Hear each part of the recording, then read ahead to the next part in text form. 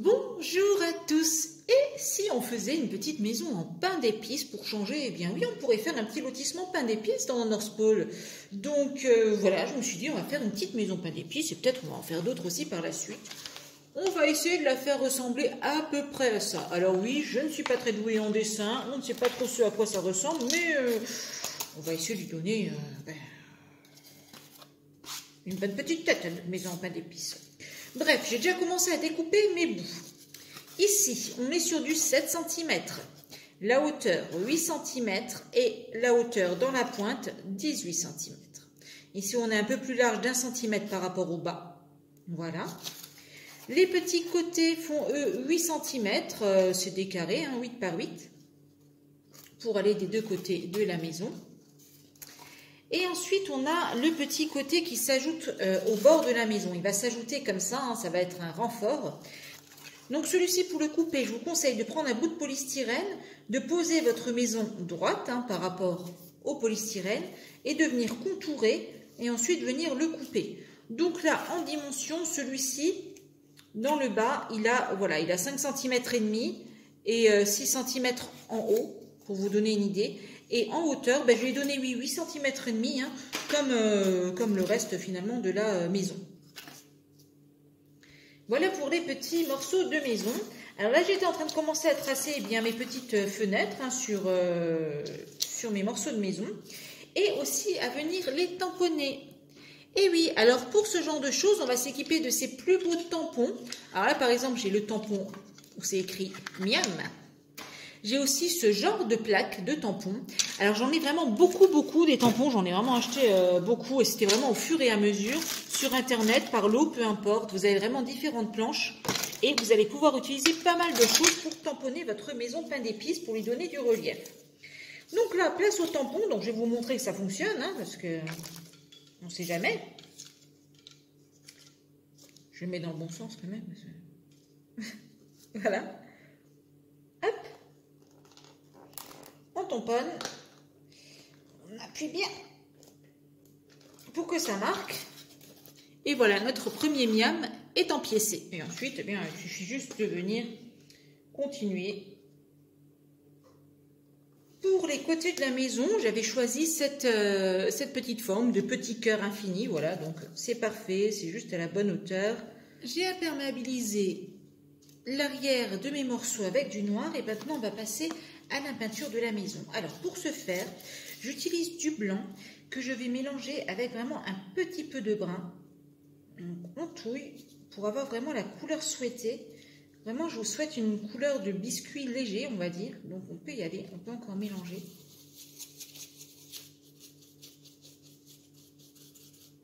Dans les chutes de découpe de nos fenêtres, on va venir découper nos volets.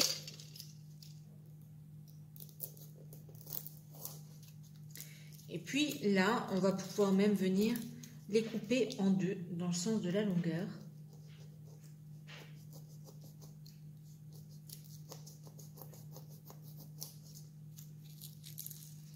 Voilà. Pour faire une jolie paire de volets. Donc pour nos volets, j'ai vraiment choisi du brun. Ça va faire un effet chocolat.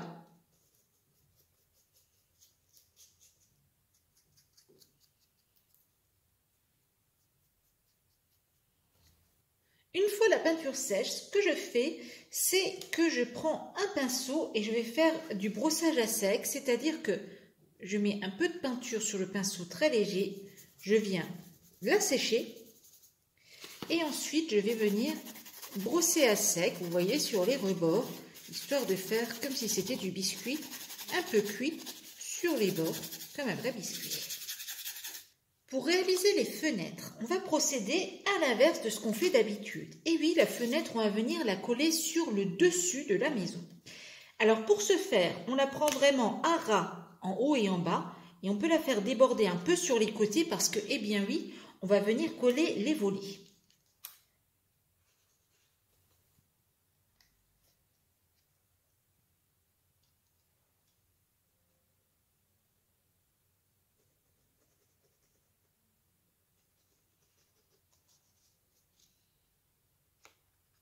Voilà, on vient poser notre petite fenêtre.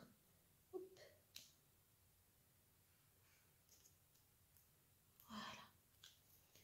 Donc si vous voulez faire une petite pesée, eh bien vous pouvez mettre quelque chose dessus. Hop, par exemple, mon pot à stylo qui va bien faire l'affaire. Nous allons à présent réaliser le glaçage. On prend donc du bicarbonate, de la colle à bois. Le mélange s'étend pourtant. Donc voilà, on fait du 50-50. Et on y rajoute, pour que le mélange garde bien sa blancheur dans le temps, une petite goutte de peinture acrylique blanche. Comme ceci. Vous pouvez bien sûr venir teinter votre glaçage si vous le souhaitez. Pour le rendre un peu plus liquide, je vais y rajouter une petite goutte d'eau. Voilà, il n'y a plus qu'à venir faire le pourtour des fenêtres, comme vous le voyez. J'ai déjà fait celle du haut. Donc on le met bien sur le bord. Surtout celle du bas, c'est celle qu'il faudra bien masquer. Il n'y aura pas de volet, rien. Hein. Donc là, il faudra bien venir...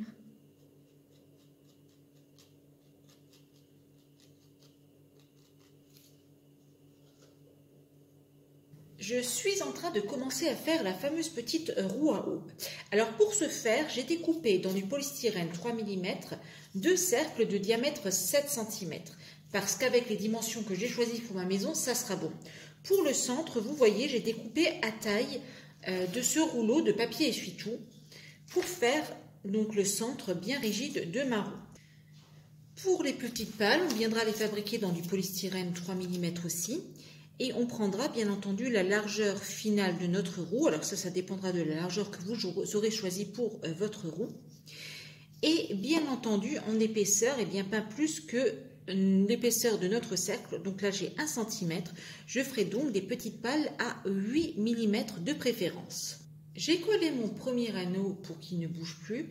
Et là, je suis tout simplement en train de coller mes petites lamelles avant de venir mettre le deuxième côté de ma roue. On va à présent procéder au collage de la maison et surtout vous appuyez bien pour le toit. Vous connaissez l'astuce, on prend un bout de carton rigide, de récup, peu importe, et je mets la face propre dans l'intérieur pour le retour de lumière. Ce carton de toit devra dépasser de la longueur de notre toit. Donc là, par rapport à mes mesures, bien entendu, il fait 14 cm de longueur. Et il est aussi plus large que le reste de la maison, mais vraiment un petit peu plus large. Il fait 11 cm de longueur pour le faire légèrement dépasser par l'avant et par l'arrière. J'ai coupé mon petit bout de toit pour que ma petite dépendance vienne s'imbriquer correctement à l'endroit où elle doit se poser.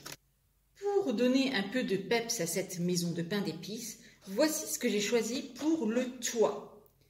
Alors vous voyez, c'est brillant, c'est mignon et c'est ce genre de rouleau que vous trouverez chez Action, pareil, toujours pareil, j'ai envie de dire. Voilà, et regardez pour le toit comment c'est joli. Alors en plus, il y a des petites formes qui rappellent très les maisons pain d'épices. Vous allez pouvoir même venir redécorer par au-dessus si vous le souhaitez. Pour réaliser cet angle en paille, eh bien on prend une paille, voilà. On va la prendre à mesure ou pas, après c'est vous qui voyez, de toute façon on va la retailler.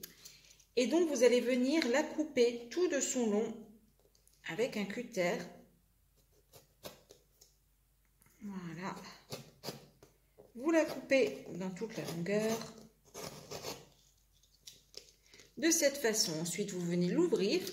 Et c'est là que vous vous rendez compte qu'elles sont bien plus solides que ce qu'on peut s'imaginer d'une paille en carton. Voilà, vous l'ouvrez bien. Et ensuite, il ne reste plus qu'à venir la coller pour parfaire l'angle de votre maison. On va s'occuper à présent de la petite lucarne qui va se placer juste ici. Pour cette petite lucarne, vous voyez, vous découpez un bout de carton, dans un bout de carton, une forme de ce style.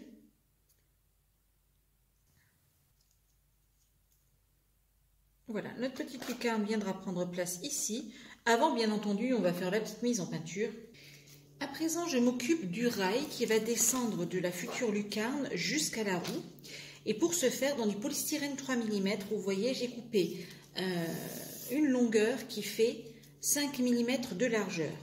Pour les bords, la longueur, elle, je l'ai fait à 7 mm de largeur. Une fois collé, ça vous donne un genre de petit U, et c'est exactement ce qu'on veut obtenir. Bien, maintenant, on continue sur la deuxième partie. Donc, lui, il va aller là. On va construire un rail eh bien, à la même longueur. Hein.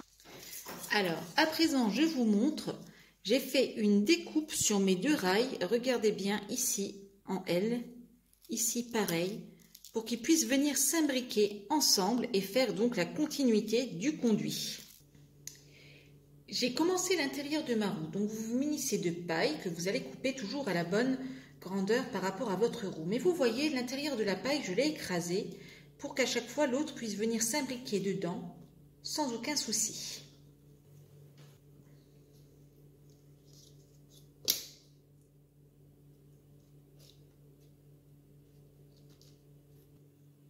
On va à présent passer au remplissage du conduit et des pales de la roue. Alors pour ce faire, vous pouvez vous équiper de tout et n'importe quoi qui puisse faire effet bonbon. Par exemple, j'avais trouvé ça, vous voyez, chez Action, toujours. Bon, vous pouvez prendre tout ce qui vous passe sous la main qui puisse faire bonbon. Moi, par exemple, j'ai décidé d'enfin piocher dans ma boîte le reste de Diamond Painting. Alors j'ai pris une bonne dose de Diamond. J'y mets de la colle blanche.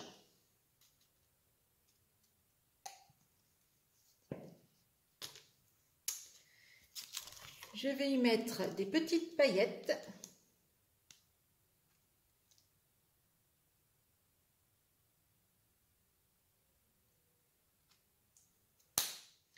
On va touiller tout ça.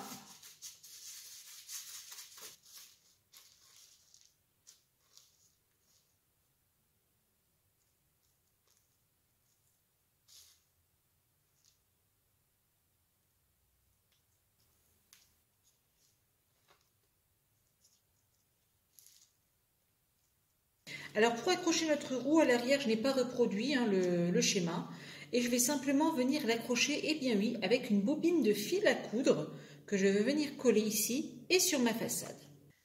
On va pouvoir bien sûr décorer sa petite maison maintenant à sa guise. Alors moi comme d'habitude j'ai énormément de planches, de stickers, achetez un de ci, de là au fur et à mesure, vous voyez ce genre de choses effectivement. Et je pensais vraiment que ces petits stickers par exemple allaient bien aller dans les petits ronds juste ici, vous voyez. Je viens dans du polystyrène 3 mm de couper 3 socles différents, 2 à la même taille et un peu plus grand qui va dépasser. Alors, le fait est, c'est qu'il va falloir poser notre maison et que notre roue puisse tourner dans la rivière, façon de parler. Et donc, ça tombe juste bien comme ça. On va donc coller tous nos socles les uns sur les autres. De la même façon que j'ai fait les bonbons pour le moulin, j'ai refait les bonbons pour la rivière, donc mélangés avec de la colle. Et donc là, j'ai fait un reste de support pour ici, pour venir égaler avec la hauteur du support de base. Et le voilà terminé, notre moulin à bonbons. Alors je m'approche doucement. Qu'est-ce que j'ai fait de plus? Un petit pont. Donc le pont c'est simplement un polystyrène 3 mm légèrement incurvé. Voilà, il y a un petit sticker Spindic Piece, des stickers 3D sur la façade, ainsi qu'en haut. La cheminée, elle, est constituée d'un simple papier carton roulé. Voilà, pas de difficulté particulière. Le moulin à bonbons, eh bien ça sèche encore ici au niveau du moulin. Vous voyez, j'ai fait toute une pyramide de petites perles qui montaient pour simuler la chute. Voilà, on va tourner à présent la petite maison. Puis je vous montre les côtés. Vous voyez, on voit très bien les impressions réalisées avec les petits tampons, les petits emporte-pièces. Et ici, l'arrière, pareil, on voit bien les tampons biscuits.